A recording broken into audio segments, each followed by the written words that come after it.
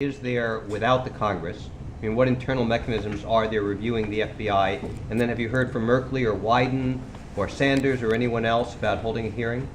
So there hasn't been, congressional review of this specifically. There's a pending legislation that hasn't gotten very far that would allow Congress to have greater oversight of the use of informants, that would require the FBI to provide information about the informants, the criminal record. And because the real question is, in a lot of these cases, are we using informants who are worse criminals than the people we're ultimately targeting? In some of these cases, the FBI has used a child molester. In other cases, an accused of murder. I mean, these are really odious people that we are employing by the federal government to go search for terrorists. And the question being, are these people worse than that? But there hasn't been that level of congressional oversight. Obviously, there's been far more attention paid to the Fast and Furious scandal than there has been to any of these cases. And so I think there's two kind of control mechanisms that can keep the FBI in check with this type of stuff. One is Congress, right? One's the congressional oversight, the limitation on the budget, and the other is really in the courts. If the FBI is able to consistently get convictions, including this current trial in Portland, it really gives it little incentive to review its policies. But if it loses, if entrapment does work, that would be one mechanism that would force the FBI to say, well, wait a minute, are we going to lose the next case?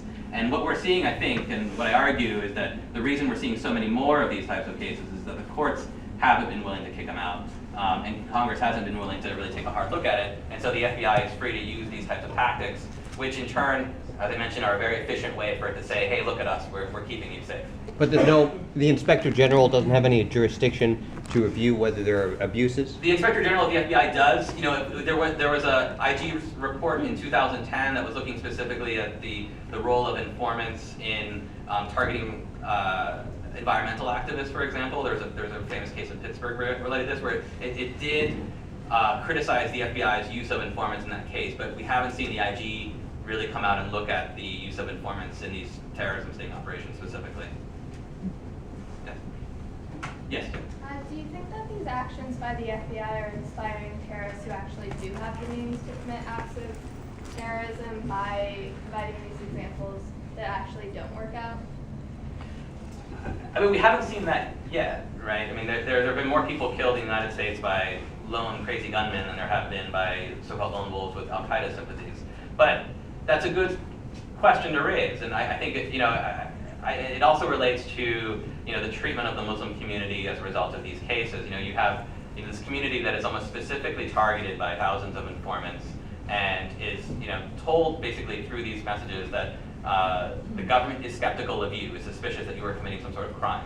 And so I think there is a question of what would be the blowback effect over time to that. Are we through these sting operations, are we inspiring people overseas who may not be sure how they feel about the United States, but then hearing about these cases say, this is terrible, the United States is a terrible place and I should do something about it. Or in turn, members of the Muslim community who are further angered by this type of treatment. I don't know, we haven't seen specifically that blowback effect, but I think that is something that's worth talking about, what are the longer term consequences of this type of program?